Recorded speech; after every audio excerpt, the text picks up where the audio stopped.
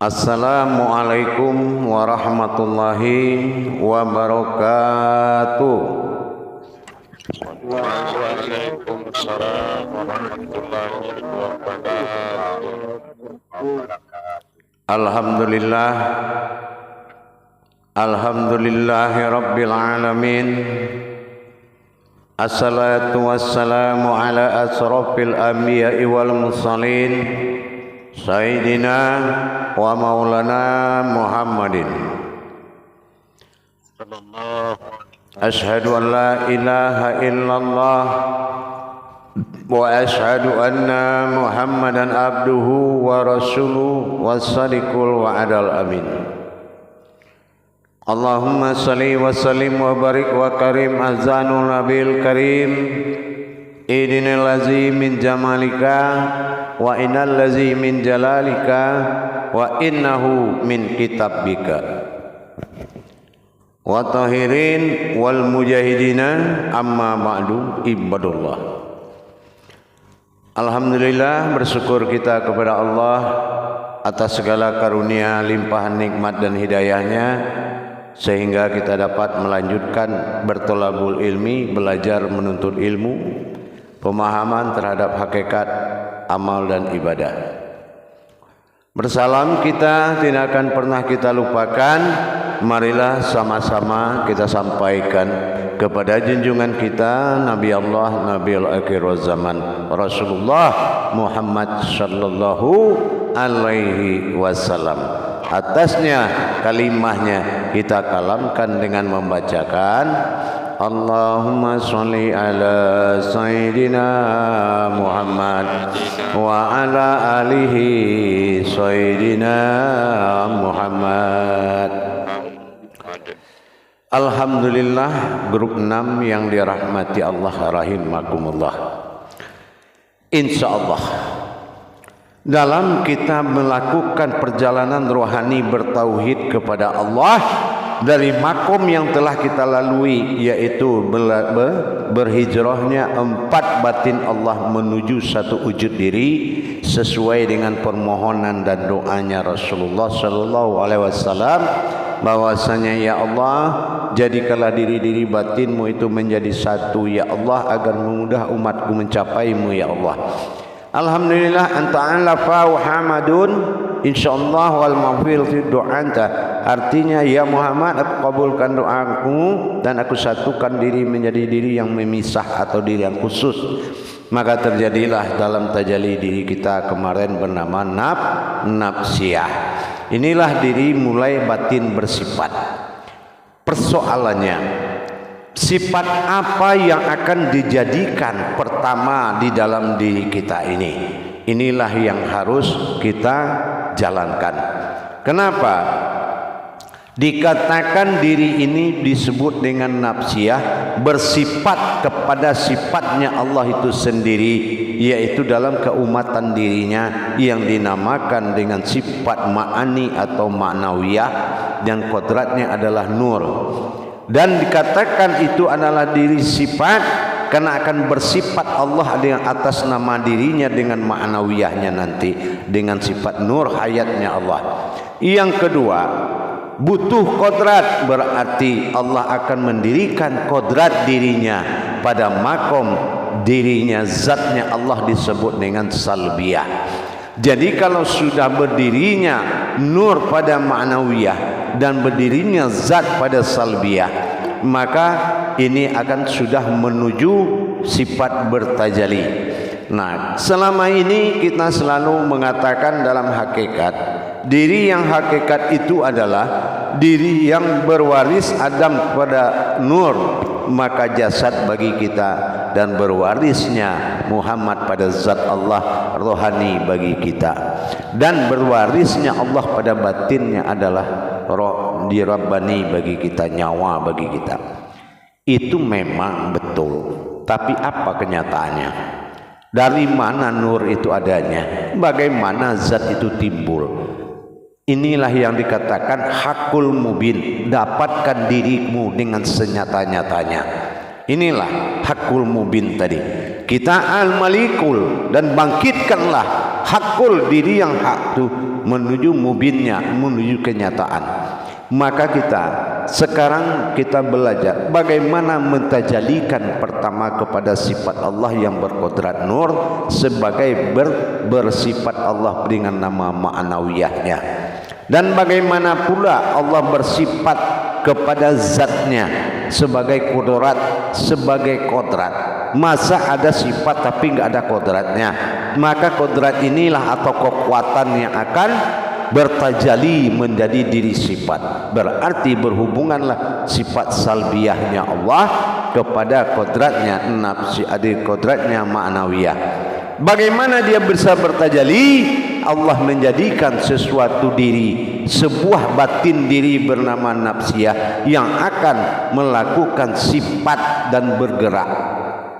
Makanya nafsiyah itu, diri nafsiyah ini adalah sebuah kodrat diri yang Allah katakan di batin diri, yaitu sebuah batin diri. Batin siapa? Batinku. Makanya nafsiyah itu jadinya aku, dan manawiyah itu adalah sifat yang 7, dan salbiyah adalah kodrat yang 5. Makanya Allah tidak mau memberikan 5 kodrat ini menjadi kodratnya manusia, maka diberikan 7 kodrat sifat sebagai kodrat bertajali. Bagaimana Allah nanti mengatakan aku adalah engkau, engkau adalah aku, kalau sifat ini tidak muncul? Yang 7 itu yaitu dengan bersifat. Sifat yang 7 itu adalah kodrat, iradat, ilmu, sama, basar, kalam, hayat. Tetapi dalam konteks kita belum ke situ. Bagaimana sekarang kita mendirikan sifatnya Allah dengan nurnya dan berdirinya zat Allah sebagai kodrat diri. Nah inilah sementara diri daripada nafsiyah ini adalah batinnya Allah. Nah kalau ada titik itu 3 di dalam diri kita, itu dinamakan nama wujud. Wujud, 3 wujud di dalam diri atau 3 titik dalam alif. Titik pertama adalah titik yang dikatakan sifat. Titik sifat jatuhnya ma'ani seperti bening kaca bulat ada di kening, ya. Yang kedua itu yang dinamakan maujud. Yang kedua adalah titik batin. Titik batin ini ada di tengah-tengah dada. Di tengah dada itu adalah sebagai wujud, dinamakan titik wujud. Titik yang wujud. Wujud itu dia yang menggerakkan, dia yang memperlihatkan, dia yang merasakan.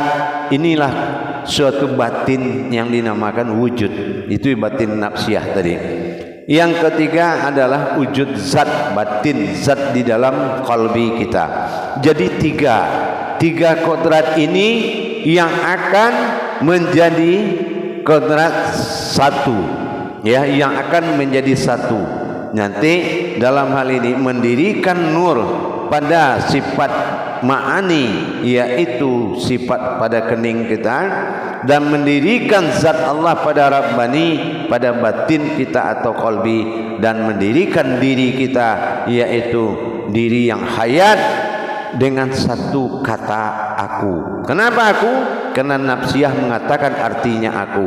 Bagaimana kita menyatukan, mendirikan nur, mendirikan zatnya Allah hanya dengan satu tarekat?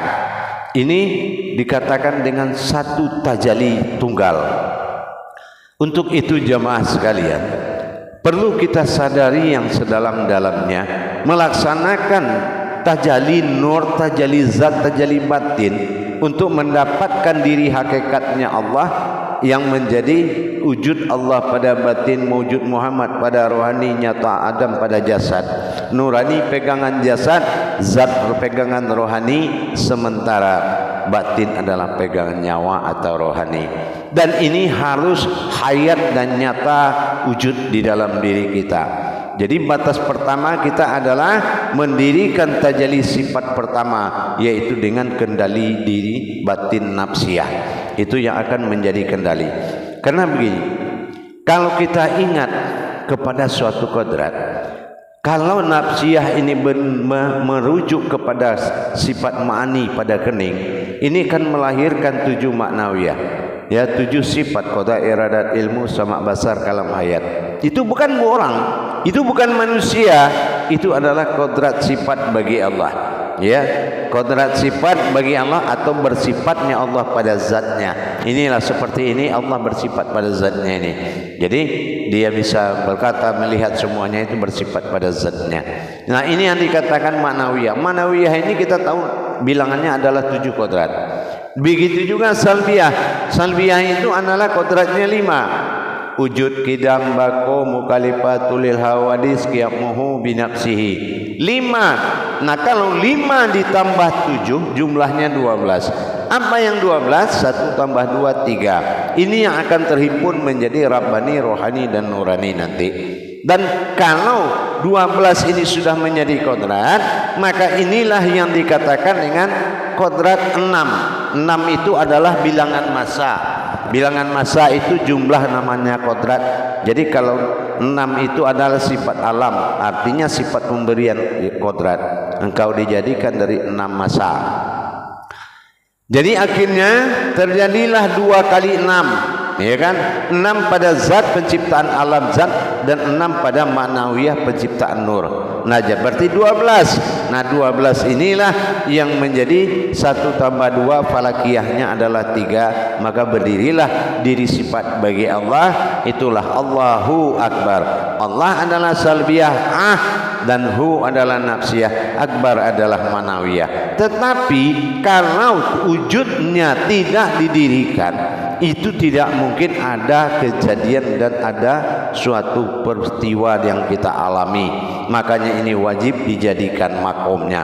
Kalau memang itu sudah terjadi tajalli yang bersifat 12 dan terjadi 2 kali 6 12 adalah 6 sifat alam kudrat daripada Muhammad, 6 sifat alam zahir kudrat daripada Adam, berjumlah 12 bulan dalam 1 tahun. Ini adalah kaidahnya. Makanya kita mendirikan sifatnya Allah pada nur dan zatnya Allah, kodratnya Allah pada zat. Nah, ini melalui perantara batin, dan ini akan disampaikan cara tajalli mendirikan nurullah dan izzatullah tadi. Mendirikan nur Muhammad dalam ma'nawiyah dan dirikan nurullah dalam zatnya Allah salbiyah nanti, dan mendirikan diri batin Allah bernama nafsiyah atau hu atau aku. Jadi inilah yang akan kita capai. Bagaimana kita bisa menuju aftarnya Allah untuk mendapatkan ba'dalnya. Kalau tidak kodratku yang tidak mungkin bisa menemuiku. Kalau tidak kodratku tidak mungkin bisa memandangku. Dan kalau tidak kodratku tidak akan mungkin bisa mengingatku. Inilah makanya kita wujudkan asma Allah menjadi tauhiddin, menjadi panggilan beribadah. Inilah yang dikatakan kodrat aftar yang berkodrat ta'ala, yaitu Tuhan yang dizahirkan kepada sifat menyembah. Dan inilah dan mendirikan kodrat-kodrat Allah pada diri. Kalau dulu saya perkenalkan, bukan artinya sudah kenal. Saya perkenalkan adalah saya sampaikan wawasannya, maka kita harus masuk ke dalam wawasan itu. Jadi kita tidak dibawa oleh cerita, tapi kita dibawa oleh kenyataan Allah, tafrid dan tajridnya. Begitu jamaah, nanti barulah kita akan mengembangkan ke tingkat manawiyah salbiyahnya nanti. Kalau sekarang dengan adanya berdirinya batin Allah dengan kodrat zat, batin Allah dengan kodrat nur, dan berdiri batin Allah dengan kodrat diri, berarti 3 kodrat itu harus hayat dan nyata ada di dalam diri kita dan wajib kita tajalikan. Jangan hanya ada kita mengatakan tumpuan kodrat adalah zat-zat tubuh zahir daripada ini semua. Jangan, kita harus buktikan dulu, kita harus jalankan dulu. Jangan nanti berwasilah Adam kepada nur, dia itulah jasad bagi kita. Jangan, kita harus buktikan, kita harus jalankan dulu. Dan terjadilah aku adalah rahasia Allah, tiada yang tiada rahasia, aku berasal dari Sya Allah. Nanti akan tahu, kita lihat di nafsiyah itu nanti dari perjalanan. Tapi sekarang ini kita bertajalli, membuktikan, membangun nur ilahiyah yang dikatakan nur Muhammad dan mendirikan zat sebagai kodratnya diri Muhammad. Kodrat rohani dan nurani harus didirikan tempat Allah bertajalli ke diri kita. Kalau tidak, mana mungkin Anda bertajalli kepada sifat kalau tidak ada Tuhan. Tidak mungkin Tuhan ada kalau tidak ada sifat. Tidak mungkin sifat ada kalau tidak ada Tuhan. Ini kaitannya sangat kuat. Kita akan menuju aftarnya Allah, zahirnya Allah yang akan menghadapi ba'dal tunggalnya Allah dalam batin. Inilah kalau kita katakan Allah fil zahiru wallahi fil batinu. Mana zahir Allah? Dari mana kamu bisa mengatakan dirimu zahir Allah? Pernah enggak kamu melihat dari tiada menjadi ada? Pernahkah Anda tajallinya? Dari mana nur itu muncul? Bagaimana tajalli menjadikan zat itu ada? Nah, insyaallah malam ini akan kita laksanakan tajallinya setelah tayangan 10 menit kedua. Insyaallah barulah kita merasakan betul-betul nikmatnya bagaimana yang dikatakan berwasiat Allah pada Adam nurani asalnya jasad, berwasiat Allah pada Muhammad adalah rohani bagi diri kita, berwasiat Allah kepada batin dia nyawa bagi kita. Tapi kalau kita tidak menyatakan bagaimana datangnya nur, dari mana datangnya zat, bagaimana proses diri itu terbentuk, di mana, melalui apa. Nah, inilah tajalli bersifatnya Allah pada diri. Kalau ini tidak bangun, tidak mungkin. Tidak dibangun dan tidak didirikan, mustahil. Allah mengatakan wa huwa ma'akum aina ma kuntum. Dimanapun kamu berada, di situ aku ada. Tidak mungkin. Kenyataannya apa? Dia belum mewujud di dalam diri kita. Nuraninya sebagai hayatnya belum ada, dan zatnya sebagai kodratnya belum ada.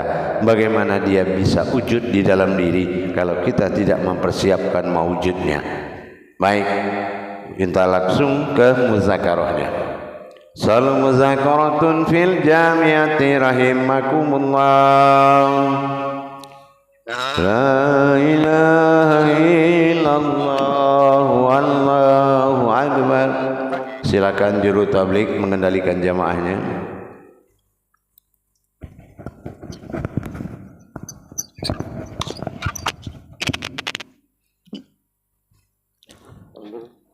Silakan juru tablighnya mengendalikan jamaahnya.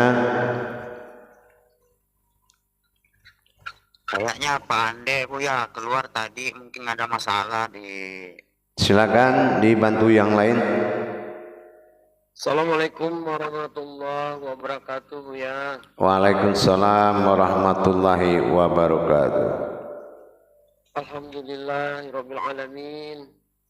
Terima kasih Buya sudah memberikan ilmunya pada hari ini yang sangat berharga sekali, dan saya memang menangkapnya agak-agak lompat-lompat nih Buya. Mudah-mudahan nanti ada tanggung jawab, semua menjadi lebih lancar.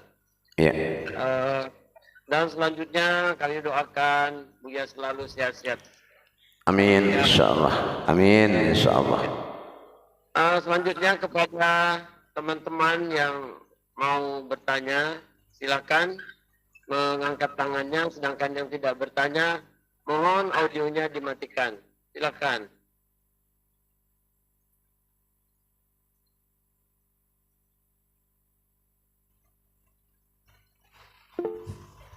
Ya, sudah ada.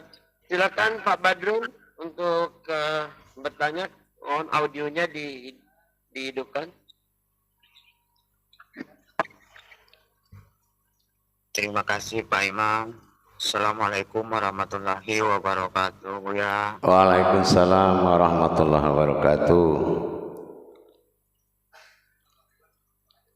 Ini saya mohon penjelasan dan wawasan tentang titik 3, 1 alif 3 kodrat Buya.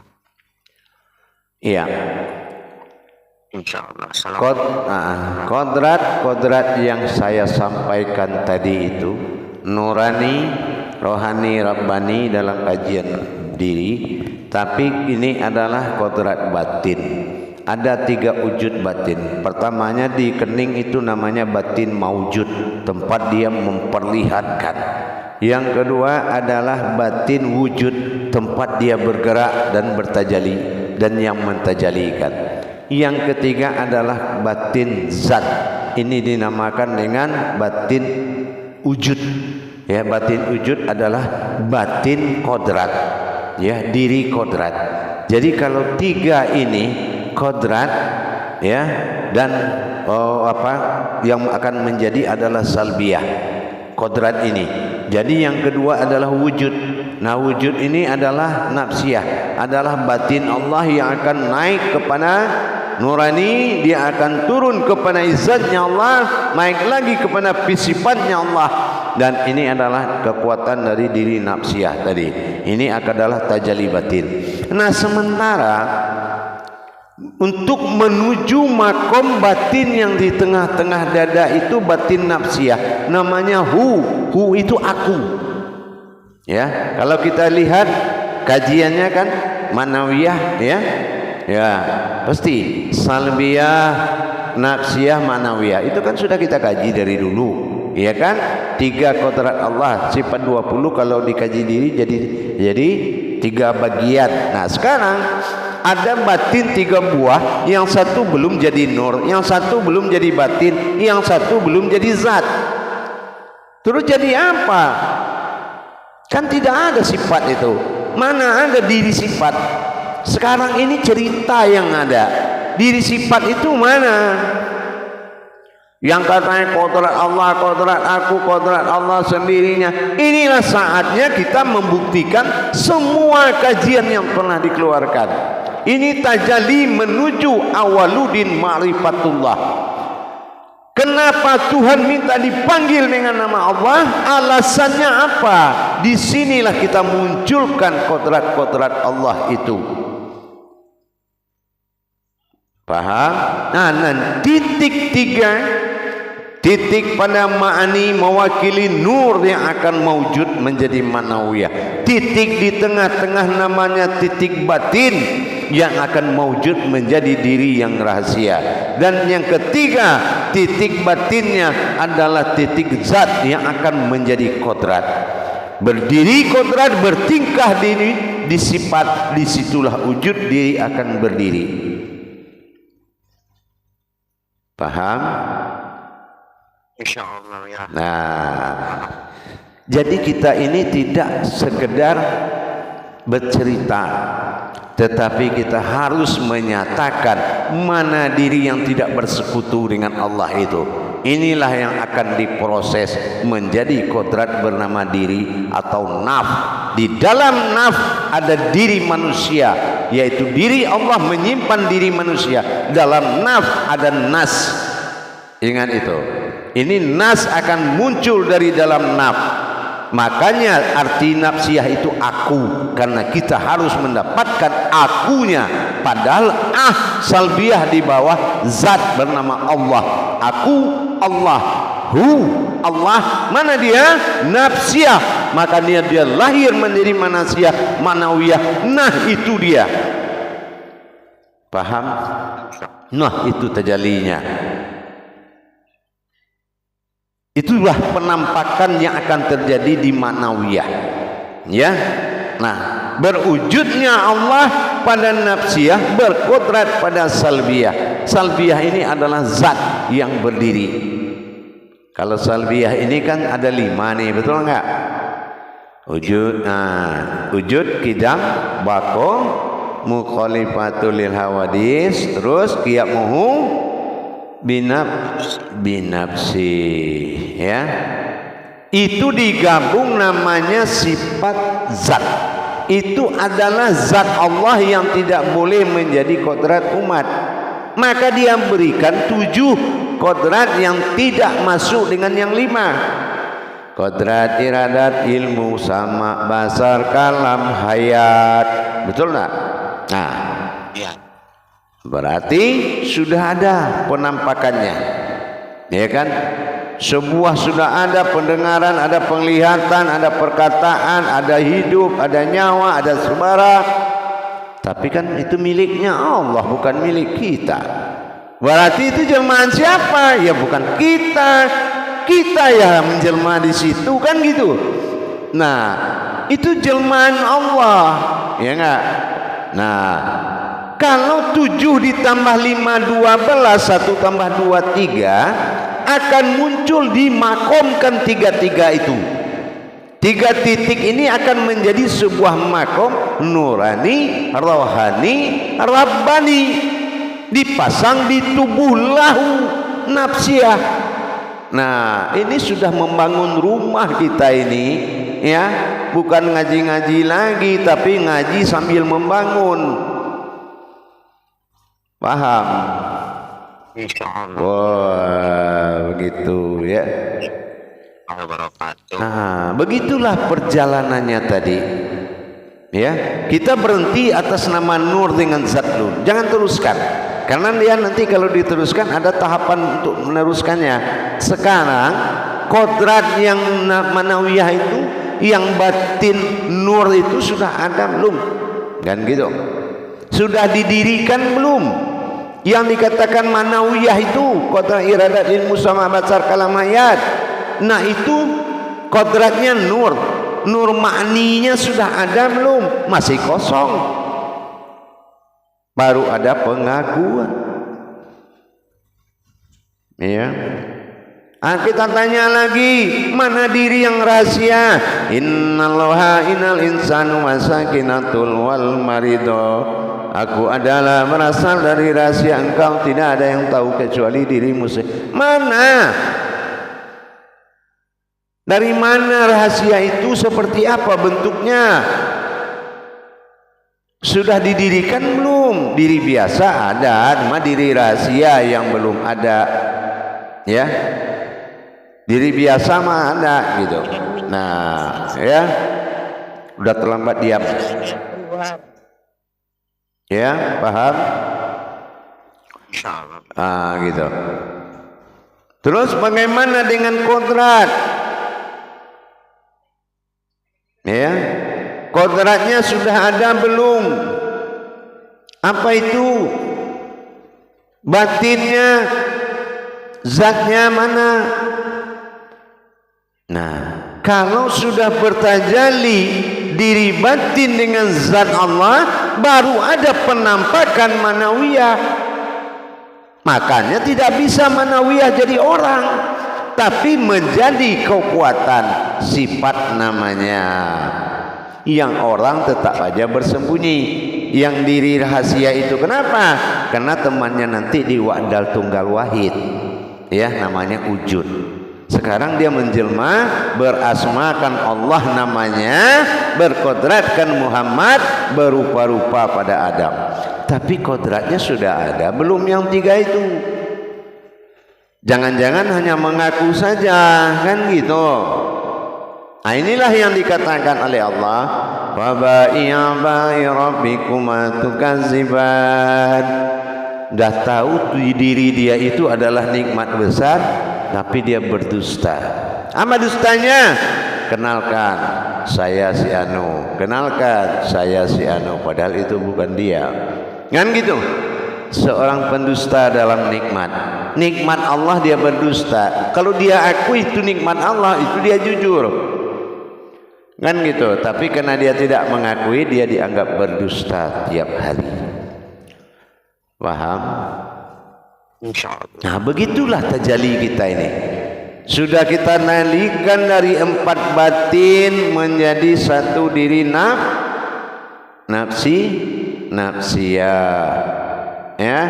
Nah, sudah jadi diri nafsiyah. Terus nafsiyah mana? Dia kan harus menjadikan sifat.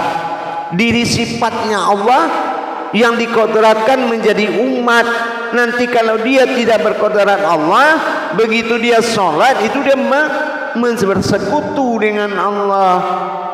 Karena dirinya belum menjadi diri sifat, belum ada kodrat. Dia bergerak belum namanya sifat Allah, dia ada belum atas nama kodrat Allah, dia hidup belum atas nama diri Allah. Betul enggak? Faba'iya ba'i rabbikuma tukadziban. Udah sholat tapi berdusta lagi, ya kan? Nah, itu maka kita hapus dusta itu dengan mentajalikan nanti. Paham? Insya Allah. Nah, nanti baru nih kita kembangkan ya, baru kita kembangkan manawiyahnya seperti apa, nanti itu baru kita kembangkan nanti, paham? Insya Allah. Nah, ini namanya perjalanan rohani. Jangan hanya banyak-banyak tahu ilmu tapi dirinya situ-situ aja. Ya.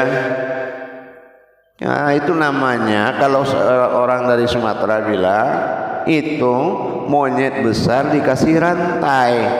Orang takut, tapi kalau ternyata dia berantai lehernya, dia nggak kemana-mana, dia tetap aja kayak gitu, teriaknya kemana-mana.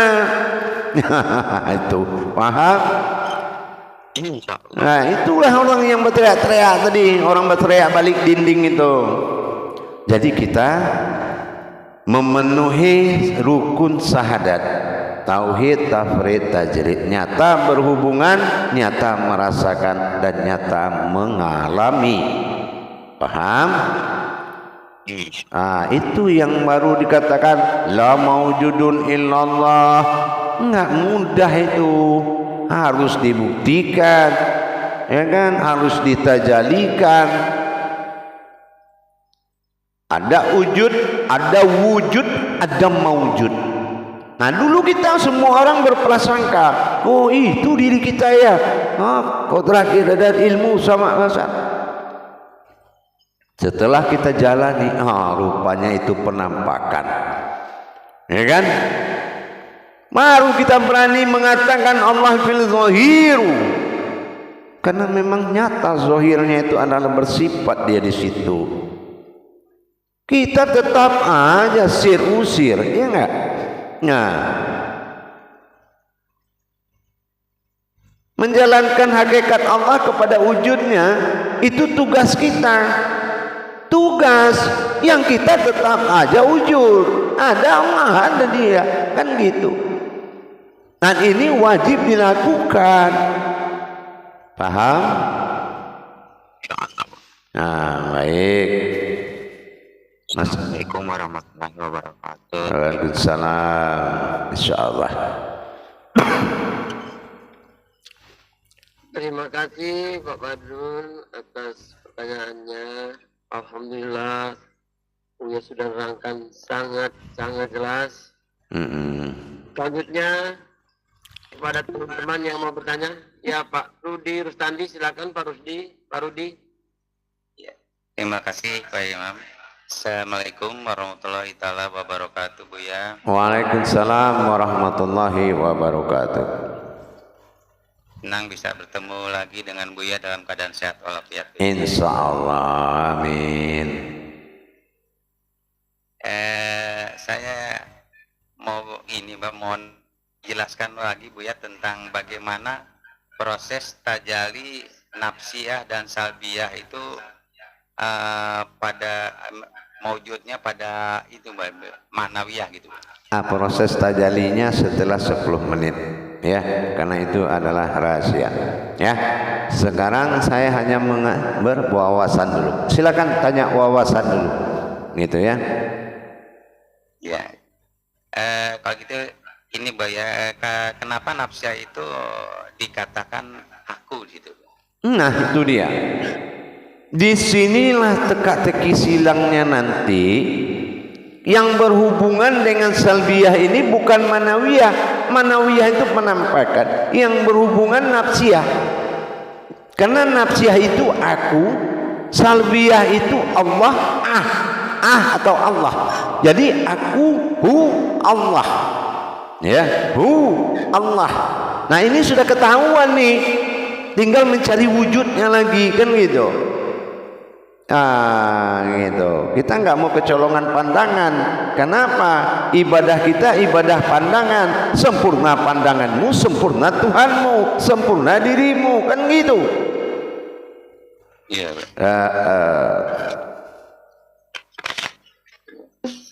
Inilah tanya lagi. Jangan cengar-cengir, banyak nanya lah. Nanti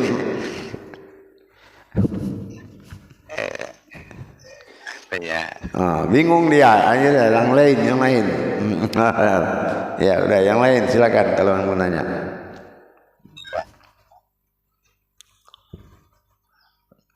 Ya, terima kasih Pak Rudi. Ya, baik. Selanjutnya Pak Tohiru silakan untuk bertanya. Wah, kalau Tohirul ini memang lain orangnya nih. Mantap nih. Coba mana dia? Waalaikumsalam warahmatullahi taala wabarakatuh. Waalaikumsalam warahmatullahi wabarakatuh. Jadi yang nafsiyah itu yang napas turun naik itu, Bu. Tidak ada yang turun naik. Sekarang turun dengan naik serentak. Coba bayangkan, 3 wujud batin yang akan kita selesaikan menjadi satu dengan satu panggilan. Yang kita panggil nih aku tadi, tapi 3-tiganya harus ke bawah. Masuk akal nggak cara mengamalnya kan seperti apa? Tuh dia, berarti benar itu ilmu sudah nggak masuk akal tuh benar. Kalau masuk akal tuh nggak benar itu, ya bisa diakal-akalin kan gitu. Ya, cuma lah kan dia 3 titik dalam alif, ya, pada batin ma'ani di kening, pada batin nafsiyah di tengah, pada batin kolbi pada batin pada kolbi.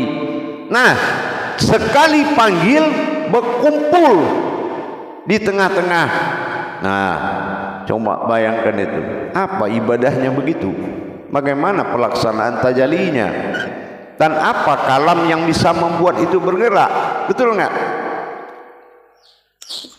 Dahsyat tuh, Bu, ya. Nah, dahsyat itu. Insya Allah. Ya sudah. Insya Allah. Ada apa lagi yang mau ditanya? Tanya. Cukup itu. Cukup. Makanya ya, kalau semakin naik gaji semakin sedikit kemampuan bertanya, ya kan. Semakin banyak nggak tahu, seharusnya banyak tanya kalau malah nggak tahu itu kan itu. Nah, tapi karena marwah gaji itu sangat tinggi, jadi membuat kita terpesona. Aduh ya Allah, bagaimana ini jadinya? Karena keluar dari konsep pencarian saya ini. Kayak gitu. Rupanya beloknya kemana Bu ya ini? Bingung saya ini kan gitu. Nah ini ya, berarti benar akalmu sudah mulai kalah. Ya, itu aja. Bukan kamu yang kalah, tapi akalmu lah yang kalah. Maka bersyukurlah kalau tidak mampu, karena itu berarti itu akal yang tidak mampu. Kalau kita pasti mampu, gitu. Jadi kalau kita merasa berat, alhamdulillah, rasain makamu akal. Ikut campur aja sih kamu kalau ngaji. Nah, ini bingung kamu di sini kan gitu. Baik jemaah, saya kembali 10 menit lagi. Insyaallah. Assalamualaikum warahmatullahi wabarakatuh.